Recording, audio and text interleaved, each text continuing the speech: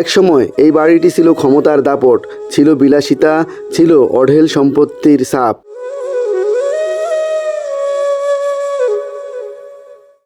আজ সেই বাড়িটি নীরব, নিস্তব্ধ।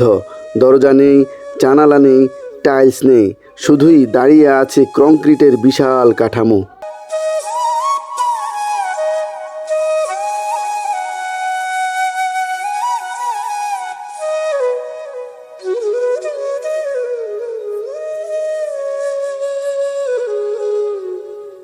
আজ আমরা আপনাদের নিয়ে এসেছি চাঁদপুর সদর উপজেলার লক্ষ্মীপুর ইউনিয়নের সাবেক চেয়ারম্যান সেলিম খানের পরিত্যক্ত বাংলো বাড়ির ভিতরে। প্রিয় দর্শক, চলুন পুরো বাড়িটি ঘুরে ঘুরে দেখা যাক।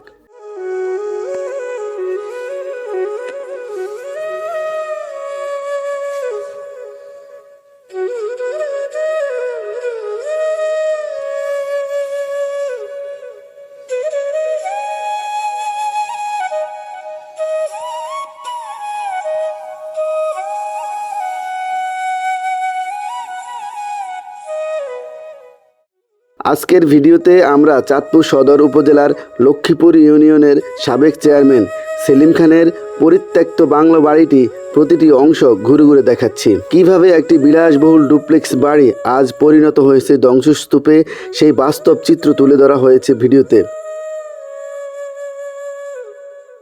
ভিডিওতে স্থানীয়ভাবে প্রচলিত নানান আলোচনা, বিভিন্ন সময়ে প্রকাশিত অভিযোগ এবং ঘটনার পর বাড়িটির বর্তমান অবস্থাও দেখানো হয়েছে।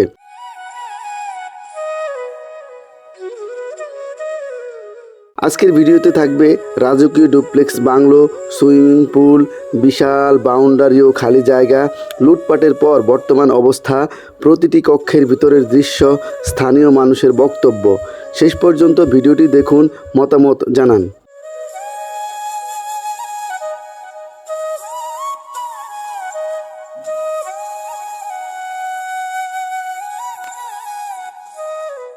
স্থানীয়দের ভাষ্য অনুযায়ী সেলিম খান একসময় অত্যন্ত সাধারণ জীবনযাপন করতেন। পরবর্তীতে স্থানীয় রাজনীতিতে সক্রিয় হয়ে ইউনিয়ন চেয়ারম্যান নির্বাচিত হন। এরপর তার আর্থিক অবস্থা দ্রুত পরিবর্তন নিয়ে এলাকায় নানান আলোচনা ও অভিযোগ তৈরি হয়। বিভিন্ন সময়ে স্থানীয়ভাবে অবৈধ বালু উত্তোলনের অভিযোগ উঠে, যেখান থেকে তিনি শত শত কোটি টাকা উপার্জন করেছিলেন। দুদক ও তার বিরুদ্ধে তদন্ত ও মামলা করেছিল বলে বিভিন্ন গণমাধ্যমে প্রকাশিত হয়েছে এবং সেই মামলার রায়ে তাকে জেল ও খাটতে হয়েছিল।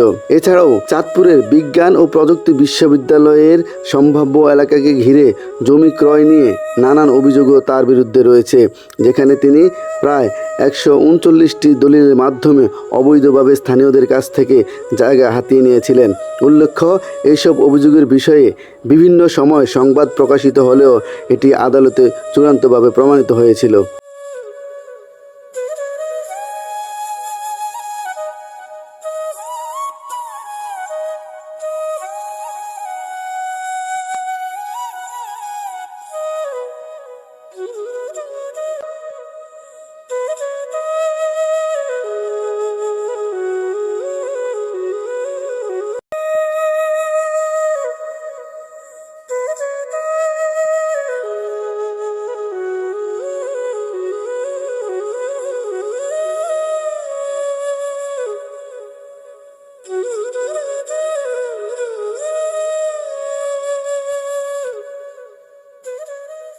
এখন আমরা বাড়ির মূল অংশে প্রবেশ করছি।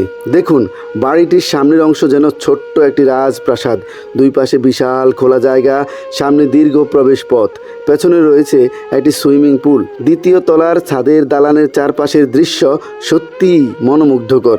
একসময় হয়তো এখানে অতিথিদের আড্ডা বসত, আজ সেখানে শুধুই শুনশান নীরবতা রয়েছে। ঘরে পড়ে আছে তাদের সেই স্মৃতি, কোথাও নেই আসবাবপত্র।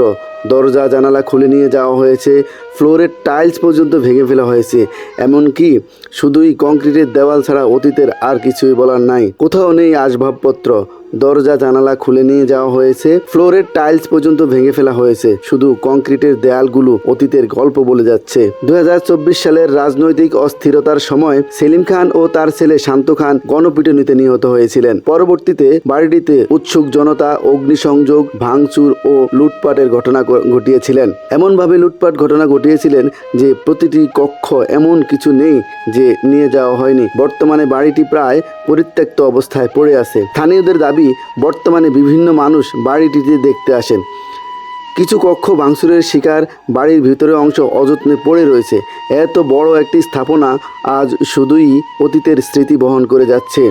সময়ের সঙ্গে সঙ্গে ক্ষমতা বদলে যায়, সম্পদও একদিন হারিয়ে যেতে পারে, কিন্তু মানুষের কাজের স্মৃতি থেকে যায়। এই বাড়িটি হয়তো সেই ইতিহাসের একটি নীরব সাক্ষী হয়ে দাঁড়িয়ে আছে। প্রিয় দর্শক, আপনারা এই ঘটনাটি থেকে কী শিক্ষা পেলেন অবশ্যই কমেন্টে জানাবেন।